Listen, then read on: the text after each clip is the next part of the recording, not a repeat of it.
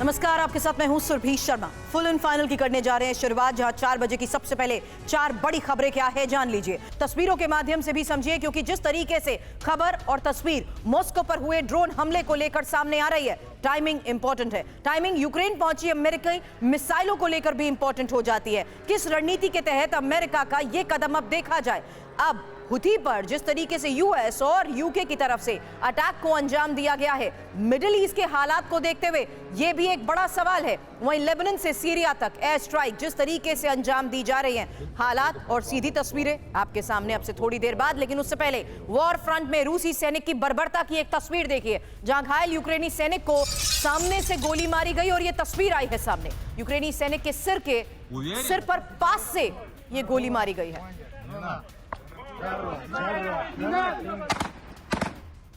Уверен?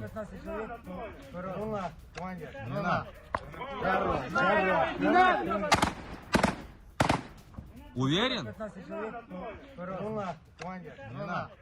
आमने सामने की जंग की तस्वीरें इससे पहले भी आपने इस वॉर फ्रंट से देखी हैं, लेकिन इसी वॉर फ्रंट में रूसी सैनिक की एक बर्बरता की ये वो तस्वीर है जो कई बड़े सवाल खड़े करती है। भले ही आप जितना मर्जी कह लें, वॉर के हालात में सब कुछ जायज है, लेकिन घायल यूक्रेनी सैनिक को जिस तरीके से नजदीक आकर सामने से ये गोली मारी गई है, ये वाकई खौफनाक तस्वीर है। यूक्रेनी सैनिक के सिर पर पास से गोली मारी। अब लेबनान की राजधानी बेरूत में जली कई गाड़ियां। पार्किंग गैराज में लगी आग से सैकड़ों कार कैसे स्वाह हुई, उसकी तस्वीर। सामान्य तौर पर पार्क्ड गाड़ियां यहां पर नजर आई, लेकिन अचानक हुआ धमाका और धमाके के बाद पार्किंग गैराज में लगी ये भीषण आग।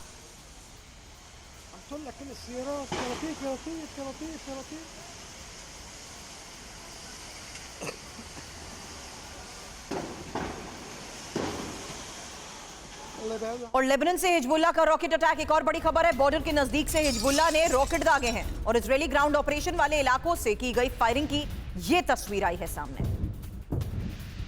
הם לא נרגעים. וואי, הם לא נרגעים. וואי, הם לא नर्गाइम।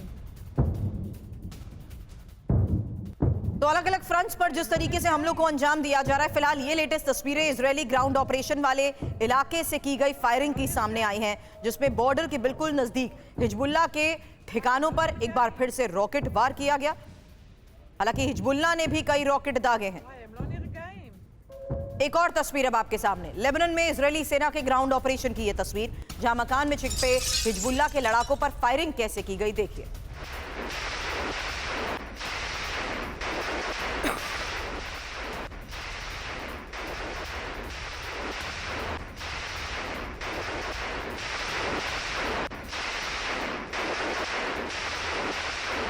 आपको बता दें, हिजबुल्लाह के 10 लड़ाकों को मार गिराने का दावा किया गया और सीधे इमारत के अंदर घुस के कैसे लेबनान में इजरायली सेना ने ऑपरेशन को अंजाम दिया।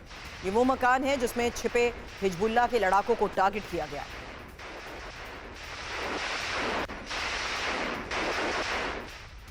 उधर सेंट्रल गाजा में भी इजरायली सेना की ओपन फायरिंग की तस्वीर सामने आई है और ये दीर अल बलाहा में हेलीकॉप्टर से फायरिंग का आरोप, हॉस्पिटल के बाहर फायरिंग के आरोप लगे हैं।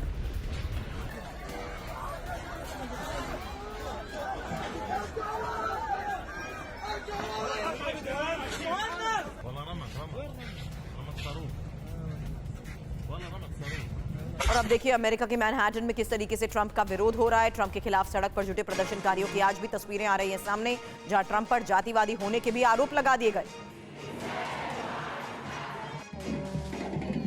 यूएस राष्ट्रपति को लेकर आए फैसले के बाद लगातार ट्रंप के खिलाफ सड़क पर प्रदर्शनकारी जुट रहे हैं। फिलहाल अब ये तस्वीरें अमेरिका के मैनहट्टन से सामने आई हैं और सड़क पर उतरे इन प्रदर्शनकारियों ने ट्रंप पर जातिवादी होने का आरोप भी लगाया है।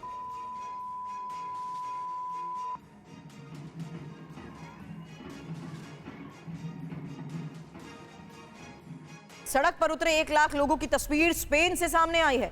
वेलेंसिया में पुलिस और प्रदर्शनकारियों में भिड़ंत को लेकर खबर है। रीजनल हेड का इस्तीफा प्रदर्शनकारी मांग रहे हैं, लेकिन उस बीच प्रदर्शन के दौरान हुई भिड़ंत की भी ये तस्वीर देखिए।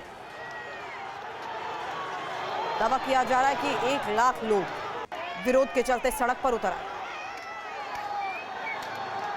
नतीजा ये कि हालात को काबू करना मुश्किल और पुलिस और प्रदर्शनकारियों में भिड़ंत। रीजनल हेड का इस्तीफा मांगा जा रहा है।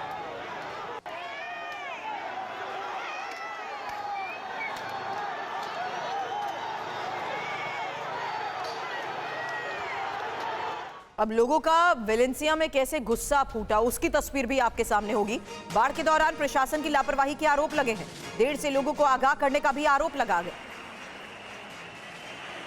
तो स्पेन में पिछले कई दिनों से बिगड़ रहे हालात के बीच में जिस तरीके से सड़क पर विरोध जताया जा रहा है, ये अब वो तस्वीर सामने आई है जहां बाढ़ के दौरान प्रशासन की लापरवाही का आरोप लगाया गया है और देर से लोगों को आगाह करने के आरोप के चलते ही हजारों लोगों की ये भीड़ सड़क पर उतरी।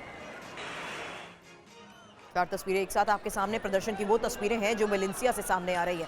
सड़क पर उतरा वो जन सैलाब जिन्हें काबू में करना भी प्रशासन के लिए मुश्किल हो गया। यही वजह है कि अलग अलग जगहों पर पुलिस और प्रदर्शनकारियों के बीच भिड़ंत की भी तस्वीरें सामने आई हैं। लेकिन प्रशासन के खिलाफ लोगों का गुस्सा कम होने का नाम नहीं ले रहा।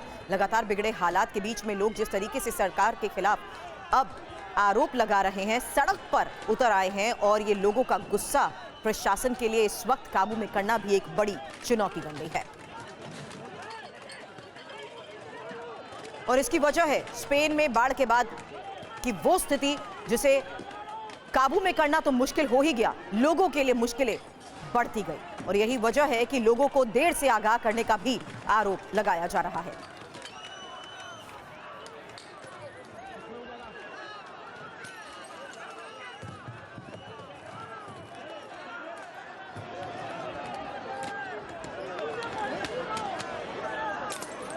स्पेन में बाढ़ के बाद के आक्रोश की सैलाब की तस्वीर तो आप देख चुके हैं।